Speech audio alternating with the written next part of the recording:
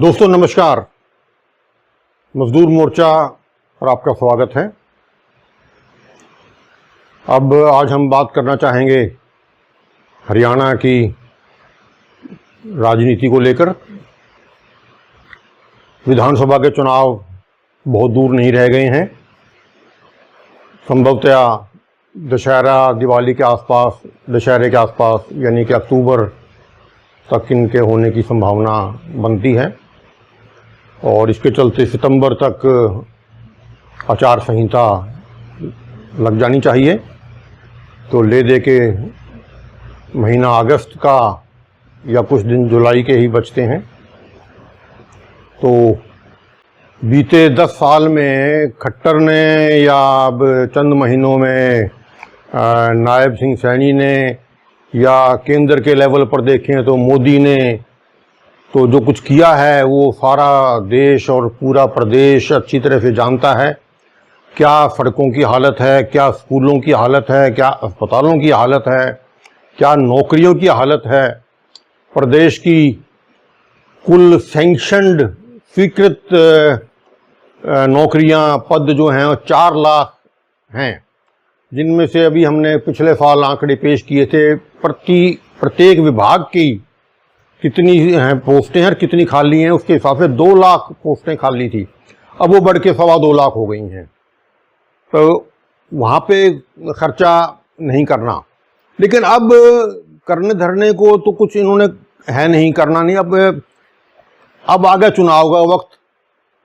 अब तक तो ये था भी मोदी ब्रांड, मोदी का चेहरा, राम नाम और मुसलमान और हिंदुत्व आदि को बेच बेच के इन्होंने खूब खा लिया।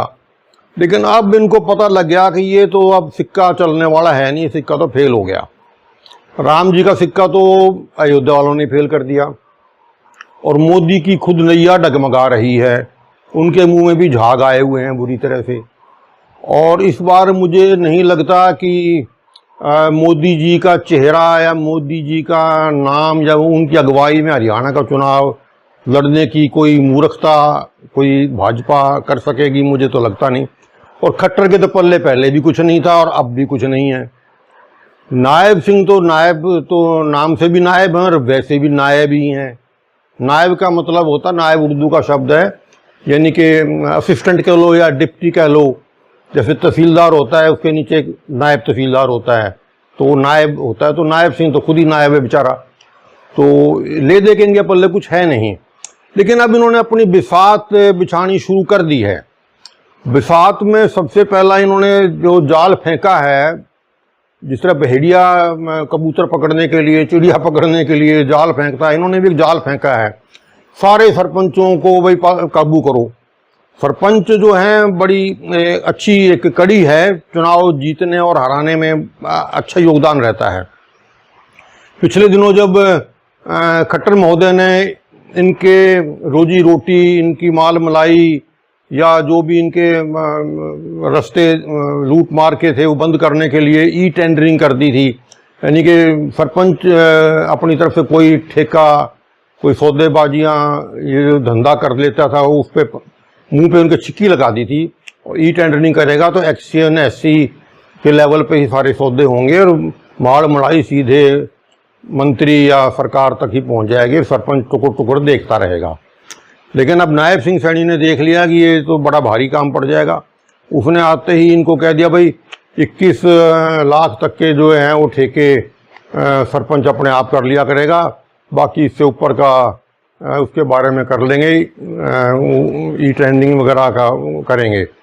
इसके अलावा बहुत सी छूटें दे दी हैं। उनको आने जाने का खर्चा देंगे, उनको टैक्सी का देंगे, उनको कोई पेंशन देंगे, कोई भत्ता देंगे, कोई मतलब खूब खजाने के मुंह खोल दिए हैं। लेकिन सवाल ये पैदा होता है कि ये खजाना इतना है कहाँ इनके पास। जो फरीदाबाद, गुड़गांव या बड़े शहरों के आसपास जहाँ ज़मीनें एक्वायर हो रही हैं और पंचायतों में अच्छे मोटे फंड पड़े हुए हैं, वहाँ तो चुग्गा पानी ठीक है। लेकिन जहाँ नारनौल है, चरखी दादरी है, भिवानी है, जींद है, दूर दराज के इंटीरियर है जहाँ पे है ही कख नहीं, वहाँ गारंटें देने को सरकार पे पैसे नहीं है। उनको तो 21 लाख या 31 लाख या 31 करोड़ कोई फायदा नहीं उनको तो। उनको तो जो कुछ छोटा मोटा टुकड़ा सरकार दे देगी तो भला ही है, लेकिन वो उससे कोई संतुष्ट होने वाला सौदा मुझे दिखता नहीं। अब देखने की बात यह है कि लोग कितनी इस बहकाई में आते हैं। ये बहकाने का उन्होंने एक तरीका नंबर 1 ये ढूंढा है। अब नंबर दूसरा, लोगों को कैसे और काबू किया जाए, बहकाया जाए। अब ये नौकरियां निकाल रहे हैं। बीते 10 साल में तो करा कुछ नहीं, और ये 5 साल की टर्म गई है, इसमें भी कुछ नहीं किया। अब ये भर्तियां निकाल रहे हैं फटाफट। अब 25,000 वहाँ निकालेंगे, 5,000 वहाँ निकालेंगे, 10,000 यहाँ करेंगे, और वो करेंगे, ये करेंगे। करना धरना कख नहीं है। अब ये प्रचार करेंगे, प्रोपेगेंडा करेंगे, फिर ये विज्ञापन निकालेंगे, फिर विज्ञापन के बाद उसमें कोई ना कोई कमी रह जाएगी, फिर कोई पर्चा लीक हो जाएगा, कोई ऐसे ही उसमें फांचर ठोक देंगे, फिर कोई ना कोई हाई कोर्ट में चला जाएगा, ले दे के मामला कहते हैं वही खोती बोर दे थल्ले, पतनाला वहीं का वहीं। फिर कह देंगे तो आचार संहिता लग गई। चुनाव के बाद देखेंगे। अब अब ये देखने वाली बात ये है कि जनता इनकी बहकाई में कैसे आती है और कैसे बच के निकलती है। अब ये देखने वाली बड़ी बात है समझदारी की, क्योंकि असली काम जो किसी भी शहर में, अपने फरीदाबाद शहर में देख लीजिए, बीके अस्पताल की हालत क्या है, इनसे जुड़ी हुई डिस्पेंसरी की हालत क्या है। बिल्डिंगें खड़ी कर दी हैं, वहाँ स्टाफ नहीं है, ना कोई साजो सामान है, ना कोई इलाज है, दुर्गति हुई पड़ी है। स्कूल लगातार बंद किए जा रहे हैं, जो स्कूल हैं उनमें कोई पढ़ाने वाला नहीं है। हालत खराब हो रही है बुरी तरह से। और ऐसा नहीं है शिक्षा के नाम पे बजट पूरा आ रहा है, लेकिन वो सारा लूट कमाई में जा रहा है, उस तरफ कोई ध्यान नहीं है। तो ये लूट कमाई के लिए रास्ते इन्होंने ढूंढ लिए हैं। सरपंचों को दाना डालो और ये प्रोपेगेंडा मशीनरी अपना जो है प्रचार करो, प्रचार के माध्यम से लोगों को बेवकूफ़ बनाओ, ये बनाने जा रहे हैं। अब दूसरी तरफ ये तो बेवकूफ़ बनाने का तरीका हो गया। अब एक फुर्रा ये छोड़ा जा रहा है, अभी कांग्रेस तो मरी पड़ी है। ठीक है, हो सकता है कांग्रेस के अंदर बड़ी फूट सिर्फ फटाबल चल रही है, टांग खिंचाई चल रही है, और उस सिलसिले में भिवानी से जो तोशाम हल्के की विधायक किरण चौधरी जो बंसीलाल की विरासत को उठाई फिर रही थी, जिसके नाम पे उसने खूब अच्छी माल मलाई अपनी कर ली थी, अब वो उसका यहाँ पे मन नहीं लगा तो भाजपा में चली गई। अब भाजपा में उसके साथ जो होना है वो सबको पता है। जितने भी कांग्रेसी भाजपा में गए थे उनके साथ क्या हुआ वो किरण को शायद नज़र नहीं आया। हमारे कद्दावर नेता, बहुत बड़े कद्दावर नेता, वो भी फटाफट भाग के 5 साल पहले उधर गए थे भाजपा में, कुछ दिन के लिए उनको मंत्री बनाया, फिर उनके बेटे को हिसार से MP बना दिया, और फिर जब उनकी मिट्टी पलीत हुई खूब अच्छी तरह तो वापस लौट आए घर में अपना मुंडी नीचे करके। तो इस तरह एक नहीं अनेकों उदाहरण हैं। जो भी वहाँ गया है वो उनके सिराने नहीं, उनके पांचते जाके बैठा है, उनके पैरों की तरफ ही बैठा है। अब थोड़े दिन किरण भी बैठ के देख लेगी बेचारी, उसके बाद तो इधर से भी सफाया हो ही लिया, उधर से भी सफाया हो लेगा। तो ये परिस्थितियां हैं। उसके अलावा खुद कांग्रेस के अंदर भी संगठन के लेवल पे जो हो रहा है काम वो कोई बहुत संतोषजनक नहीं है। ये आकलन जो है भाजपा का बहुत सही है। इसको और बढ़ावा देने के लिए पिछले दिनों मैं कहीं बैठा था तो जिक्र आया, भाई अब तो भूपेंद्र सिंह हुड्डा की भी जेल जाने की तैयारी पूरी हो गई है। तो जो लोग बात कर रहे थे, मैंने पूछा क्या हो गया, बोले वो ढींगड़ा आयोग की रिपोर्ट है ना, वो उस पर जो कोई स्टे बटे था या कुछ था वो हट गया है और अब बस वो करने वाला है। तो आम बात ये थी भाई, अब हुड्डा जी भी वॉशिंग मशीन में जाएंगे और वहाँ से पवित्र हो जाएंगे और कांग्रेस से छुट्टी हो जाएगी। इस तरह की अफवाहें फैलाई जा रही हैं। तो मैंने उस टॉपिक को लेके थोड़ी सी स्टडी की, तो मैंने ये पाया कि शिव नारायण ढींगड़ा आयोग बिठाया था जिसने पूरी जांच की हुड्डा के कारनामों की। कारनामे खूब अच्छे किए, लूट मार के, CLU के, जमीनों एक्वायर करने के धंधे बड़े तकड़े थे, और उसमें जो रिपोर्टें बनी वो खूब के विपरीत थी हुड्डा साहब के। उसी बीच में कुछ कारनामे खट्टर माशे के भी आ गए, वही कारनामे लगभग इन्होंने भी कर रखे थे। इस तरह के 15-20 आंकड़े, 15-20 मामले उस कमीशन की रिपोर्ट में आ गए। अब कमीशन की रिपोर्ट आज तक भी पब्लिक के सामने नहीं आई है। वो कमीशन की रिपोर्ट पे लोग चले गए हाई कोर्ट में कि भाई सरकार की तरफ से भी इसको पब्लिक ना किया जाए, तो वो कई सालों से दबी पड़ी थी। अब ये हुआ है, इसको लेकर सुप्रीम कोर्ट में भी गए थे, सुप्रीम कोर्ट में भी वो बंद लिफाफे में ही वो पेश की गई थी, यानी वो आज तक सामने आई नहीं। अब हाई कोर्ट ने वो अपना जो स्टे था उसको पब्लिक करने का वो हटा लिया।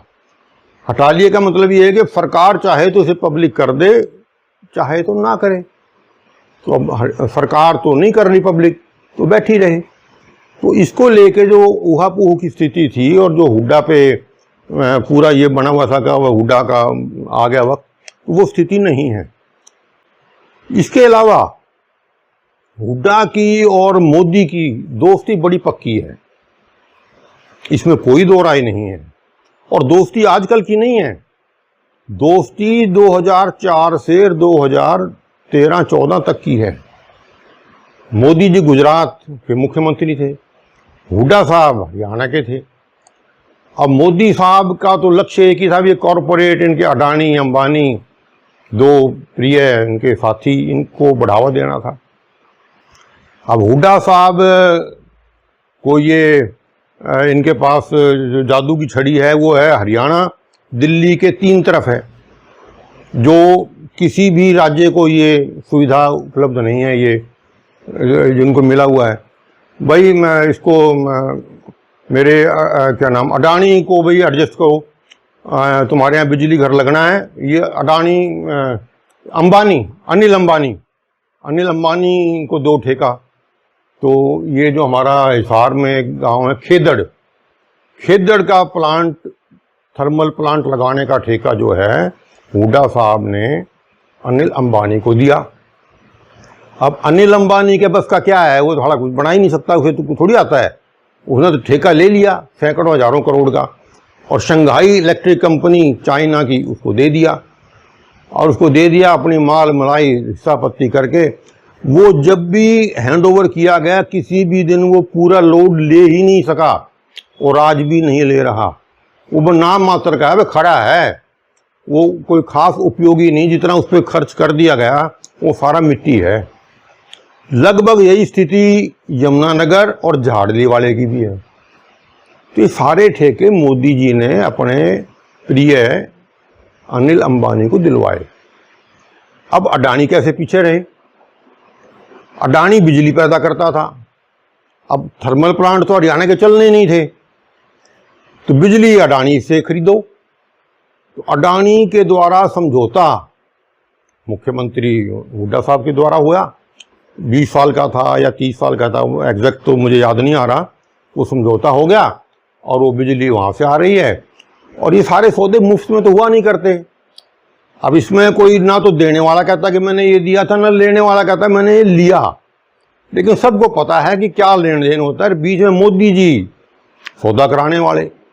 तो जब इस तरह के सौदे होते हैं तो दोस्तियां तो पक्की हो ही जाती हैं। ईमानदारों की दोस्ती इतनी पक्की नहीं होती जितनी बेईमानों की दोस्ती पक्की होती है। दलाली खाने वालों की जितनी दोस्ती पक्की होती है इतनी ईमानदारों की नहीं होती। अब दूसरी बात, मुकेश अंबानी, उसको भी चाहिए था सेज बनाने के लिए, स्पेशल इकोनॉमिक जोन बनाने के लिए। वो झज्जर के आसपास का इलाका, सैकड़ों हजारों एकड़ जमीन वो हुड्डा साहब ने एक्वायर करा के दी इनको। तो फटाफट जो था वहाँ पे सौदे सादे जितने भी इन्होंने सारा मैनेज किया उसके लिए। तो ये सारे सौदे जब इतने हो रहे हैं तो दोस्ती प्रगाढ़ हो ही जाती है। तो जब तक मोदी जी का बस चले, ठीक है, गुर गुर करते रहेंगे दूसरे को, फुंकार तो जरूर मारते रहेंगे, वो उसको बकता रहेगा, वो करना धरना कुछ नहीं है। और करना धरना इसलिए भी आसान नहीं है कि जो हुड्डा साहब ने या इन लोगों ने कारनामे किए हैं उसमें इनकी अपनी चहेती भी एक बड़ी कंपनी है DLF। अगर किसी और को लपेटा आएगा तो सौदों के बीच में DLF भी खड़ी है, लेन देन में DLF भी शामिल है। और DLF एक ऐसी रियल एस्टेट कंपनी है जिसमें भाजपाइयों के पैसे भी लगे हुए हैं। जिसमें कांग्रेसियों के भी लगे हुए हैं, वो सबको खुश रखता है। तो इसलिए ये तो जनता को बेवकूफ़ बनाने के लिए, खुश रखने के लिए, मैं आज इसको ये कर दूंगा और आज इसको वो कर दूंगा, किसी का कुछ नहीं होना। थैली के अंदर चट्टे बट्टे सारे ही एक से हैं। हाँ, अब देखने वाली बात यह है कि चुनाव के मैदान में ये लोग किस तरह से उतरते हैं और किस तरह से अपनी गोटियां फिट करते हैं। अब बेशक किरण चौधरी चली गई है, लेकिन बाकी भी अभी जो अंदर खाने में जो बगावती तेवर हैं वो किस हद तक शांत हो पाएंगे, किस हद तक ये ठीक से टिकटें बांट पाएंगे और किस तरह से टांग खिंचाई एक दूसरे की करने से रोक पाएंगे, उस पर डिपेंड करता है। हालात बड़े अच्छे हो गए हैं। जो पहले 2 बार से 14 में और 19 में 0-0 आ रही थी लोकसभा में, अब कम से कम आधे आध की स्थिति पे पहुंच गए हैं।